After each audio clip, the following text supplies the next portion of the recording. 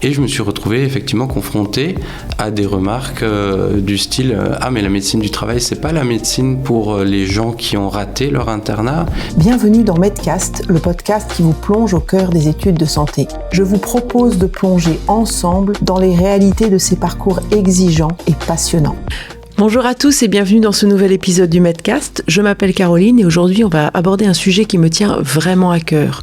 Choisir une filière de santé qui est sujette à préjugés. Pour en parler, j'ai le plaisir d'accueillir deux invités. Mathis, étudiant en 5e année de pharmacie et bientôt interne. Et François, tout nouvellement diplômé docteur en médecine du travail. Bienvenue à tous les deux. Merci de nous recevoir. Merci. Que vous soyez engagé dans une filière santé ou tout simplement curieux, cet épisode est fait pour vous. On y va ? C'est parti. J'ai la chance d'accompagner des étudiants en santé depuis maintenant une 20aine d'années, à titre professionnel, et j'ai aussi également habité et voyagé dans différents pays. J'ai pu constater au cours des dernières années qu'avec les réformes successives de la première année de santé, qui ont inclus 5 filières, à savoir médecine, maïeutique, odontologie, pharmacie et kiné, qu'une hiérarchie s'établissait entre ces professions de santé, liée au fait que les premières places sont prises par les étudiants qui vont faire médecine et que finalement, les moins bonnes places seraient prises par les autres. Or, quand j'ai commencé cette profession il y a maintenant plus de 20 ans, il y avait un concours à la faculté de pharmacie, un concours pour les écoles de kiné, un concours pour les écoles de sage-femme et un concours commun pour dentaire et médecine.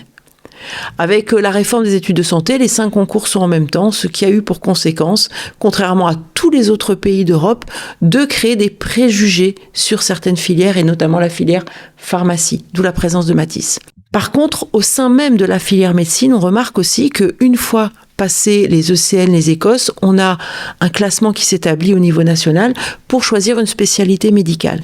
Et que là aussi, on retrouve au sein même de ce choix de spécialité des métiers à préjugés, pendant longtemps la médecine générale et aujourd'hui encore la médecine du travail. Ça m'intéresserait beaucoup d'entendre votre point de vue, de me dire ce que vous avez finalement entendu, vécu et ressenti au moment de choisir.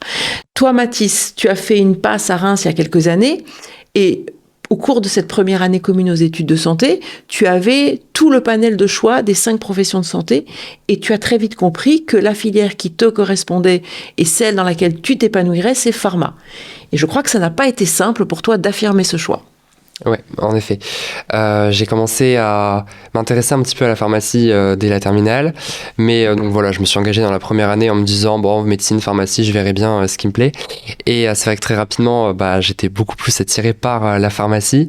Et quand je commençais à en parler, voilà, un peu avec ma famille, c'était tout de suite compliqué parce que en fait, on ressentait direct une grande méconnaissance. C'était direct, tu vas pas faire un doctorat, voilà, pour vendre des boîtes, tu vas pas faire épicier. Qu'est-ce que tu veux faire avec pharma et tout ça. Quand je parlais même à des membres plus élevés de ma famille, ils me disaient mais pharma c'est pas un BTS, ça se fait comme ça. Donc en fait c'est ça, c'est beaucoup de remises en question, on se sent limite jugé en fait, c'est ça, on se dit mince, c'est pourtant ce qui m'attire, pourquoi est-ce que je dois justifier ce choix-là, pourquoi, alors que si je prendrais médecine, tout le monde me dirait c'est très bien, super, on est fiers de toi, fonce, donne-toi les moyens. Là c'était pas du tout ce ressenti-là.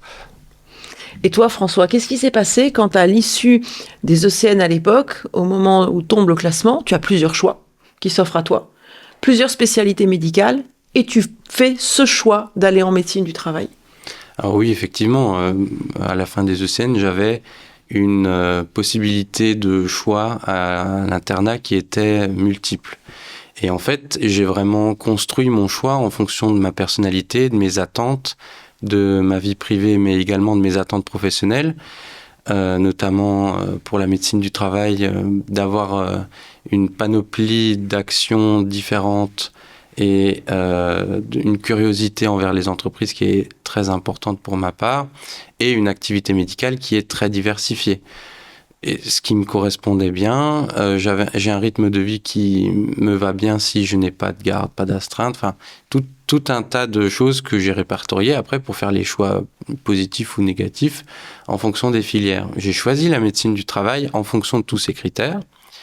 Et je me suis retrouvé effectivement confronté à des remarques du style « Ah, mais la médecine du travail, c'est pas la médecine pour les gens qui ont raté leur internat ?» Ou alors des gens qui m'ont dit « Mais je pensais que tu avais plus d'ambition que ça, je suis très déçu. » Oui, c'est cinglant. Oui, effectivement. Ou alors, les médecins du travail, c'est aussi des gens qui sont considérés comme ne faisant pas de la vraie médecine, qui ne soignent pas les gens, alors que le cœur de la médecine du travail, c'est la prévention, c'est éviter que les gens soient malades. En France, on est très bon pour soigner les gens qui sont malades, mais on est un peu moins bon pour éviter qu'ils le soient. Et dans d'autres pays qui sont frontaliers aux nôtres, la prévention est beaucoup plus au cœur du système de santé et permet déjà une meilleure santé de la population et une économie certaine en termes de coûts de dépenses de santé qui n'est pas négligeable. Et donc, je trouve que c'est un métier relativement noble, complètement noble, et qui est complètement décrié parce que on a la médecine du travail a une image dans la société pour plusieurs raisons qui est complètement négative. Toi, tu t'épanouis vraiment dans ta profession. Je te connais, je sais que vraiment c'est quelque chose qui te correspond parfaitement, que tes missions sont passionnantes, que ton quotidien est passionnant. Mais est-ce que tu souffres de cette image ou est-ce que maintenant t'es passé outre ? Alors, au moment de faire le choix, c'était difficile parce que j'ai eu la sensation de devoir me justifier au lieu d'être félicité.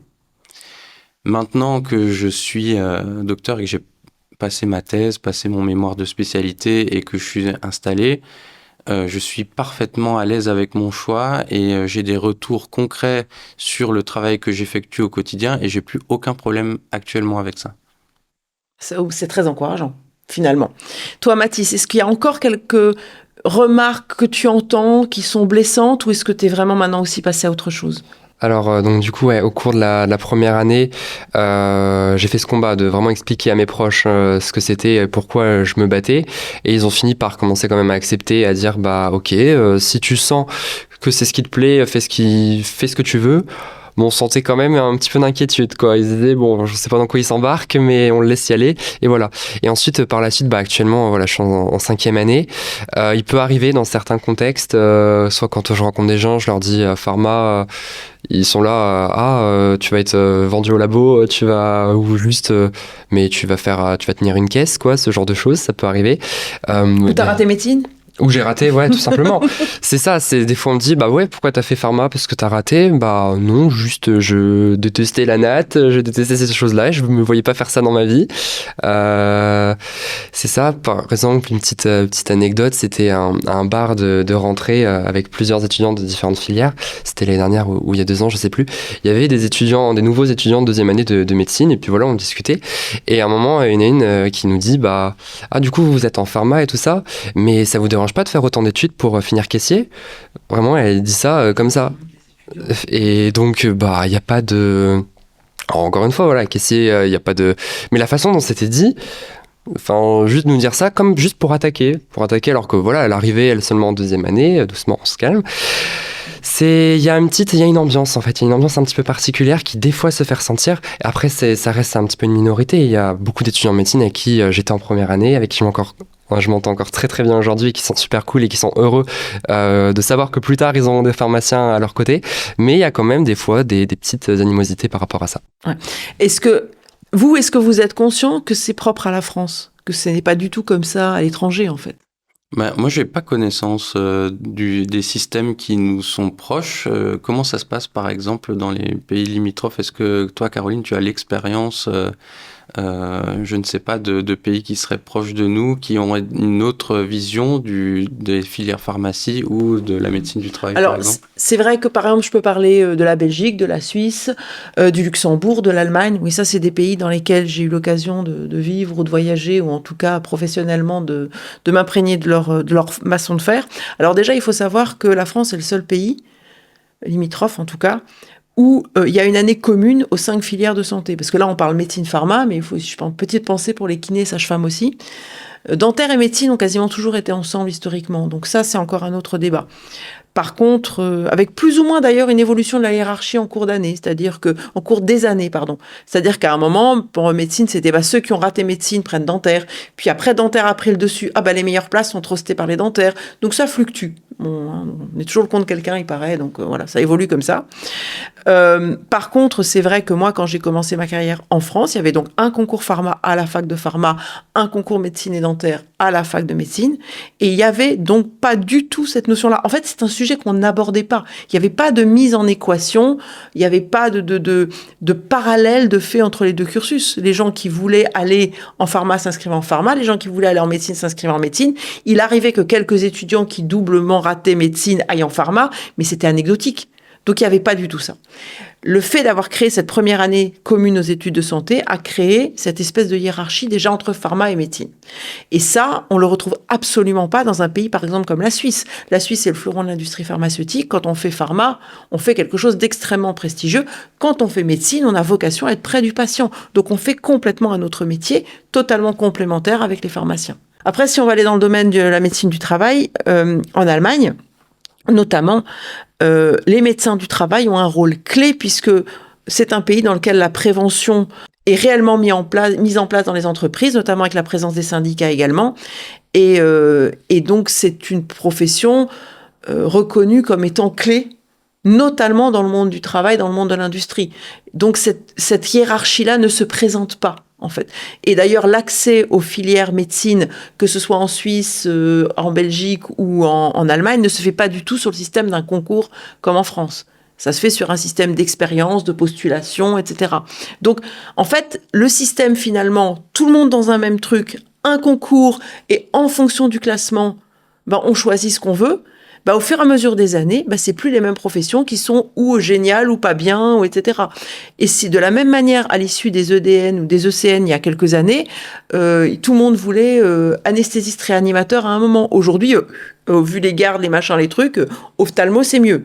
Chez les pharmaciens, je crois qu'on va pas se mentir, dans le concours, maintenant le concours PASS-LAS, effectivement, il y a des gens qui vont en fac de médecine, qui se représentent médecine, mais qui ne vont pas avoir médecine et qui font se rabattre comme par pharma, qui du coup peut être considéré comme un deuxième choix. Donc ça, c'est la réalité des faits. Mais c'est lié à ce concours. Maintenant, moi, ce qui m'intéresse, c'est d'entendre chacun l'analyse que vous faites des raisons pour lesquelles c'est perçu comme ça, en dehors de cette histoire de concours. Parce que finalement, quand on rentre en première année de santé, on voit clairement ce que c'est qu'un médecin urgentiste avec ton stéthoscope autour du cou, qui monte sur un brancard, qui fait un massage cardiaque, etc. Moi, j'ai jamais vu de représentation dans les médias ou autre chose du médecin du travail. De la même manière, quand on va dans une officine, on voit un pharmacien avec sa blouse qui vous accueille, qui vous conseille, on voit 20% de son job. Tout ce qu'il y a derrière, on ne le voit pas. Donc, on n'imagine pas quelle profession, finalement, quelle est la réalité de sa profession.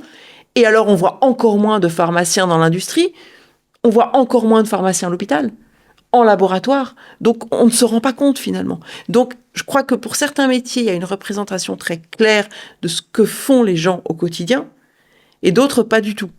Est-ce que ça, on peut le creuser un peu ensemble? Par exemple, toi, Mathis, quand tu t'es dit, OK, pharma, c'est pour moi, ça me plaît, je vais me lancer dans les études. Quelle a été ta démarche pour découvrir les différentes options qui s'offraient à toi? Ça a été... j'ai multiplié pas mal de supports, en fait, que ce soit sur Internet, vraiment de base, même des forums, déjà, un petit peu, d'échanger, découvrir des métiers. Il y avait quelques petites pages qui listaient un petit peu les métiers. Des youtubeurs. Il y avait déjà à l'époque des gens qui faisaient des vidéos pour présenter un petit peu pharma. Donc ça sert ce qu'on fait. Voilà, c'est ça exactement. De manière un petit peu comique. Et puis voilà, maintenant qu'on change un petit peu de contenu, d'autres qui montraient d'autres facettes des métiers. C'était voilà, la présentation des études, la présentation des débouchés. Je me suis aussi beaucoup renseigné directement. Moi, sur le site de ma fac, j'étais en première année, que j'avais déjà téléchargé sur mon ordi les maquettes des années suivantes pour me projeter, en fait. En regardant les matières, je me dis, ça a l'air sympa. En troisième année, on fera cette matière là qui m'intéresse, et c'était voilà, en fait je grappillais un maximum d'infos pour essayer de me projeter là-dedans. Donc en fait finalement là tu es en train de me dire que c'est sur des sites internet, sur YouTube, C'est ça, mais avec une recherche active de ma part. Et après concrètement sur le terrain, Comment tu peux voir? Vous avez les stages, j'imagine? Une fois que je suis en pharmacie, Ouais. une fois qu'on y est, oui, c'est ça. Il y a des stages obligatoires qui se feront en officine si jamais on n'entreprend pas les démarches d'essayer de le faire à l'hôpital. Donc déjà de base, on a tendance à être un petit peu restreint là-dessus, à mon goût. C'est vraiment deuxième année, on fait un stage découverte, officine, paf. Troisième année, quatrième année, si on fait pas vraiment l'effort de candidater pour être à l'hôpital, ce sera à l'officine. Et là, on a un petit peu de mal à découvrir les autres métiers. Au sein même de la fac, tu dis. Vous avez du C'est mal ça. au sein même du cursus de découvrir d'autres métiers. Ouais, c'est ça. On nous en parle des fois occasionnellement. Voilà, il y a des forums des métiers. Ça, c'est tous les ans les associations étudiantes qui organisent ça. Et c'est là-dedans qu'on arrive à échanger avec des professionnels pour leur parler, pour leur poser des questions dont on ne trouverait pas forcément les réponses ailleurs. Mais faut toujours, en fait, c'est ça qui est dommage, aller chercher les infos. C'est à aucun moment on va nous dire vraiment de A à Z toutes les choses. Et donc voilà, maintenant les étudiants se battent de plus en plus. Par contre, c'est vraiment ce que je disais, le forum des métiers qui est mis en place tous les ans. Ça, c'est super parce que ça nous met directement la tête dedans et ça nous force et rend même ça obligatoire pour nous pousser à y aller. Mais c'est vraiment encore en train de se mettre en place, quoi. Ouais, donc imagine, si toi, en tant qu'étudiant en pharmacie qui a intégré la fac de pharmacie, tu as déjà dû te battre et vraiment être très proactif pour trouver des informations sur les différents métiers, imagine un peu un gamin au lycée, l'absence de représentation. Et tu vois, depuis le temps que je suis des étudiants et que j'ai des retours d'étudiants qui sont avancés dans leurs études en cursus de pharmacie, qu'ils aient choisi pharmacie en premier choix ou pas, je n'en ai encore jamais entendu un qui regrette, ou à qui ça ne plaît pas, ou qui n'est pas épanoui dans sa profession. C'est quand même fou. Ouais, c'est ça. C'est au lycée, on avait toujours au CDI des petits guides des métiers et tout ça. Quand on regardait métier de la santé, déjà le livre il était pas bien épais, hein, pourtant il y a de quoi faire normalement. Et ensuite pharmacien, ouais, il y avait 2-3 présentations de 2-3 métiers, mais c'était très très très concis et on se doute pas de ce qu'il y a derrière. Donc ça peut peut-être éveiller une curiosité et ensuite faut aller chercher. Mais par exemple, tous les ans, nous, on a l'Association nationale des étudiants qui édite des petits livres qui listent les professions, et ça, c'est super bien fait. Moi, j'en ai pris, je suis allé les mettre dans mon lycée, dans mon ancien lycée, pour dire, hop, il y a ça, si vous voulez regarder les métiers de la pharmacie, prenez ça. Mais encore une fois, voilà, c'est parce qu'il y en a qui se donnent les moyens et qui entreprennent les démarches de vouloir transmettre l'info et de la forcer, même un petit peu des fois, que ça passe, parce que naturellement, c'est pas quelque chose qu'on va mentionner. Ouais, et puis il y a aussi que les supports sont plus ou moins accessibles. C'est vrai que tu dis va lire une brochure dans un CDI. Pour un jeune de 16-17 ans, c'est pas forcément. Il va faire la démarche, mais scroller sur les réseaux sociaux, c'est peut-être là qu'il va trouver l'information, ou des séries sur Netflix. Il faudrait lancer une série sur Netflix sur les métiers de la pharmacie. C'est ça, parce que finalement, il y a plein de séries médicales où des fois il y a des concertations, des réunions de concertation pluridisciplinaires qui sont présentées autour d'un cas d'un patient. En principe, c'est un pharmacien. J'ai pas souvenir d'une série qui mette en avant le rôle du pharmacien à ce moment-là. C'est vraiment pas du tout centré là-dessus. Si, je connais un manga qui parle d'un pharmacien hospitalier, qui est centré sur une pharmacienne hospitalière. C'est tout. Le reste... pas mention. Mais tu vois, ce que tu dis, finalement, ça fait complètement écho à ce qu'a vécu François, parce que finalement, on parle de ces séries qui représentent des médecins. Alors ça, déjà à mon époque, il y avait la clinique de la Forêt-Noire, c'était plus des histoires de cœur entre médecins, infirmières et compagnie, très cliché. Après, il y a eu Urgence, après il y a eu Grey's Anatomy, avec une représentation du médecin super-héros en action, je te dis stéthoscope au secours, qui court parce que l'hélico arrive et qu'il y a eu un incident, etc. Et c'est pas peut-être un peu ça qui conduit aussi à ce manque de représentation de la fonction de médecin du travail? Pas de série non plus, finalement. Pas de série, une méconnaissance totale, une mauvaise image de la société qui voit encore le médecin du travail dans ses rôles et missions qu'il avait au début de la création de la médecine du travail après la Seconde Guerre mondiale, avec seulement des examens d'aptitude des personnes par rapport à leur poste et leur état, la compatibilité entre leur poste et leur état de santé. On en arrive à un point où ça peut paraître peu attrayant, mais encore une fois, quand on a choisi ces filières-là à l'internat, on a pour toutes les filières un droit au remords. On peut changer de spécialité pendant 2 ans. On n'a pas un taux significativement plus élevé que les autres filières de droit au remords, ce qui pour moi est un des indicateurs qui montre que la spécialité plaît et a de l'intérêt. C'est une spécialité en pleine évolution en plus. C'est une spécialité qui en ce évolue moment. très très vite. On a des lois de travail qui se succèdent, 2017, 2021, peut-être encore une bientôt, avec l'introduction d'une équipe pluridisciplinaire. Le médecin avant travaillait seul, et là l'intérêt du médecin du travail, c'est qu'il a des techniciens, des assistants, des infirmières dans son équipe pluridisciplinaire pour faire de la prévention au quotidien dans les entreprises.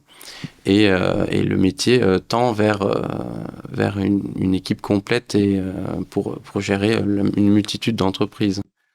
Et là, tu parles beaucoup de prévention, mais aujourd'hui, on parle aussi beaucoup et on prend conscience aussi beaucoup d'un potentiel mal-être au travail et de santé mentale dans le monde du travail.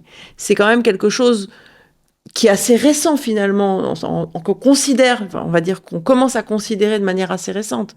Et ça aussi, c'est du domaine de compétences de médecine du travail. Tout à fait. Il y a quelques années encore, on ne parlait absolument pas de burn-out.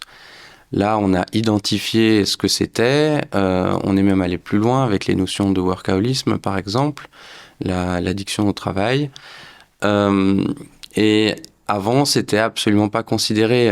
Maintenant, on a tout un secteur de prévention et de diagnostic qui sont liés à l'état mental des gens. On se rend compte également que un ouvrier, peu importe, ou un travailleur dans une entreprise qui est en bonne santé, pas seulement physique, mais aussi mentale, est tout aussi, voire plus productif. Donc il y a un intérêt non seulement pour l'individu, mais aussi pour le collectif et pour l'entreprise de maintenir une bonne santé mentale et de voir quels sont les leviers qui peuvent faire que cette santé soit dégradée. Donc finalement, il y a une aide aux salariés, mais il y a aussi une aide aux dirigeants, parce que le dirigeant est souvent demandeur de trouver des solutions pour maintenir un équilibre, pour maintenir la santé mentale de ses salariés. Effectivement, le médecin du travail, il est conseiller à la fois de l'employeur et du salarié.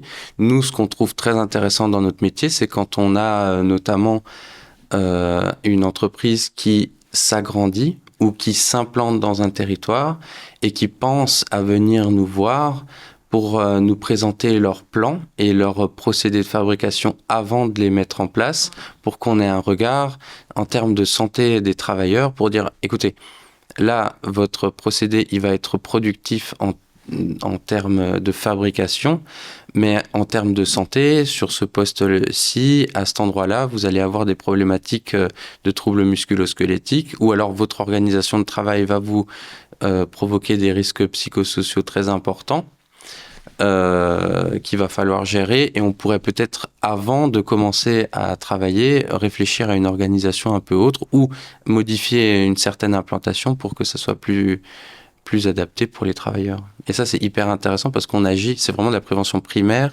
on agit avant que les problèmes peuvent survenir. À t'entendre, on sent vraiment que tu es passionné par ton métier. Et donc, clairement, comme tu le disais, je pense que le droit au remords, il est quasiment anecdotique dans votre filière comme dans beaucoup d'autres. Ça veut dire que vous vous épanouissez tous, médecins du travail, énormément dans votre profession. Je pense que aujourd'hui, est-ce que déjà toi, tu éprouves le besoin de changer le regard, ou est-ce que tu t'en fiches et puis c'est comme ça? Est-ce que tu sens aussi le vent tourner? Parce que moi, personnellement, de ce que je ressens des futurs internes, enfin des externes actuels que je peux côtoyer, j'ai l'impression qu'il y a une considération différente. Est-ce que tu sens ce vent tourner ou pas encore? On le sent et on peut même le constater parce qu'on a de plus en plus de personnes qui ont un choix multiple vraiment à l'issue de l'internat, qui pourraient choisir n'importe quelle spécialité, qui choisissent la médecine du travail vraiment en plein état de conscience, en ayant bien réfléchi à leur choix. Et pas par dépit, parce que effectivement à la fin du classement, il reste des places de médecine du travail, et parfois quand il y a encore que quelques choix, il y en a certains qui auraient voulu absolument faire cardio, qui n'ont pas cardio et qui se replient, ils se disent qu'est-ce que je pourrais prendre, ça pourrait être considéré comme un second choix, mais on a de plus en plus de gens qui n'ont pas cette problématique-là et qui choisissent cette filière-là.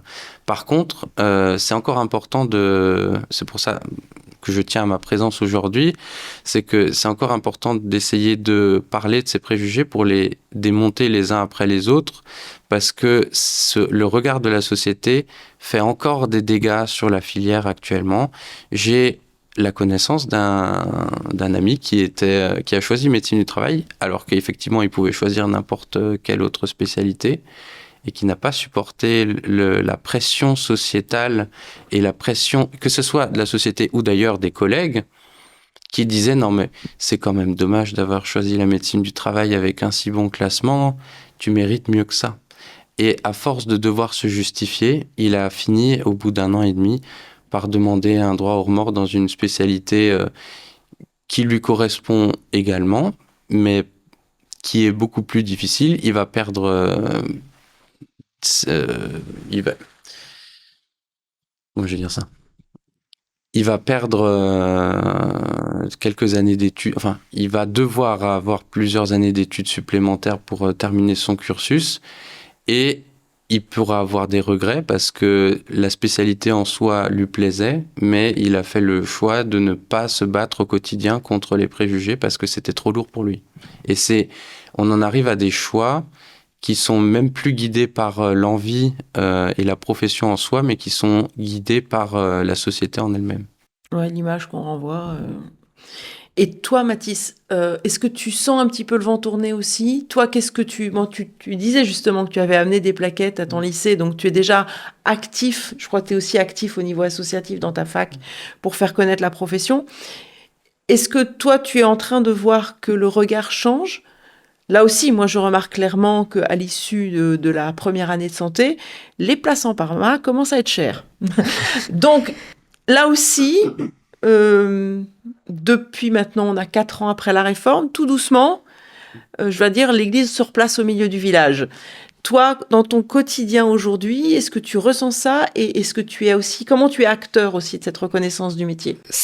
Pour moi, il y a peut-être que ça avance un peu, mais en fait, plus je creuse, plus je me dis qu'il y a beaucoup de travail à faire. En fait, c'est vraiment, et sur plein d'aspects. Déjà, de base, dans la population générale, pharmacien, c'est de base quelque chose qui ne parle pas aux gens. C'est, comme tu l'as dit, le pharmacien avec lequel on est en contact, l'officinal, on n'est pas réellement en contact avec son métier. On a la délivrance du médicament, point barre. Pour reprendre les termes de la campagne de l'ordre, c'est voilà, le moins connu des métiers connus, dans le sens où tout le monde connaît le mot pharmacien, mais qui est capable de lister les différents métiers, qui est capable de, même en connaissant le nom du métier, savoir ce qu'il y a derrière. Un biologiste médical, on va nous dire, c'est de la recherche, un truc comme ça. Non. Et c'est ça, en fait, il y a une grande méconnaissance qui entretient, parce que on élève des enfants avec ces connaissances-là, qui entretient les choses, qui fait que c'est dur d'avancer par la suite si les bases ne sont pas posées très tôt. Voilà, le médecin, finalement... le médecin avec un grand M, de manière générale, on le côtoie et on sait ce que c'est, mais le reste, les pharmaciens, c'est un petit peu moins accessible. Voilà, d'une part.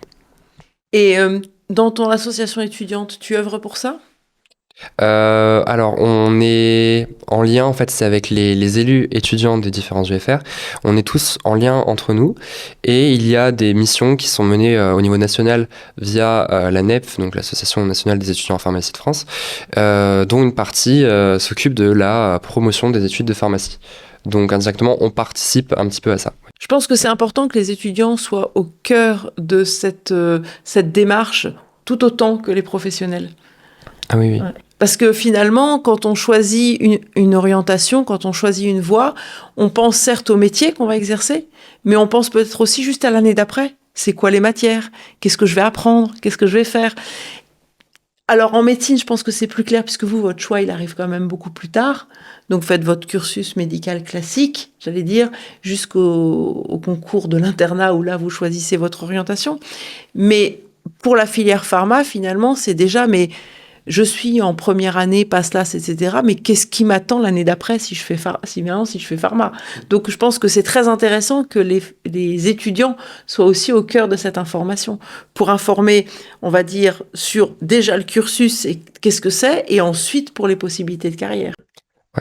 Oui, c'est ça. C'est moi, c'est de cette façon que j'ai fonctionné. C'était pas dans l'immédiat regarder à fond les professions. C'est-à-dire, je me suis engagé en pharmacie. La chose numéro 1 qui m'intéressait, c'est qu'est-ce que j'ai envie d'étudier? Qu'est-ce que j'ai envie de faire de mes 5 prochaines années, 6 prochaines années, ou plus si jamais je continue. Et moi, c'est ça que je regardais. Je regardais les matières. Je me dis, tiens, en 2e année, on va faire de l'entomologie. Ensuite, on va voir de la neuro, de la cardio par la suite. Mais aborder de certaines façons qui, moi, me faisaient envie.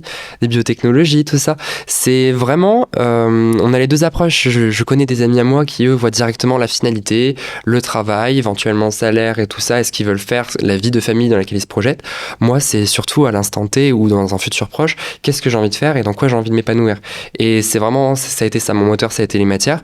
Et c'est pour ça que l'année dernière, on est allé avec le président de notre association des étudiants locaux en pharma, on est allé dans notre ancien lycée pour parler des études de pharmacie. On a vraiment tenu à parler uniquement des études de pharmacie parce que souvent on a dans le lycée, il faut le dire, des présentations globales.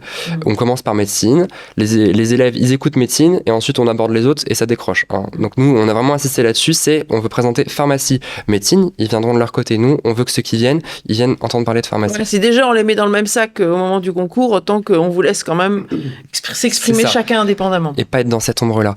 Et donc du coup, au contenu, on a parlé en pratique, bien sûr les débouchés, mais les matières. On a listé carrément des matières, on a montré des photos de TP, des photos de nos cours et tout ça, pour vraiment montrer qu'est-ce qu'on fait concrètement et pas juste les débouchés. Et ça, je pense que c'est vraiment très utile. Oui, ça me semble vraiment important.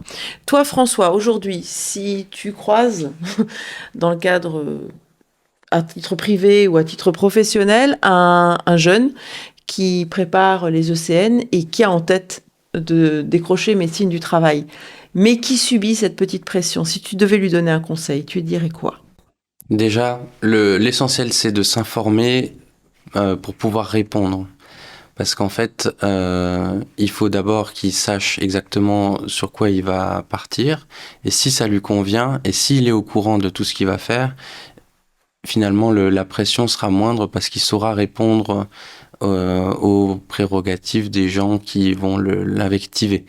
Donc, sur ce point-là, j'œuvre beaucoup. On en a beaucoup parlé avec notre responsable de DES à la faculté de médecine. On a fait un webinaire disponible sur YouTube pour informer les gens sur pourquoi choisir la médecine du travail.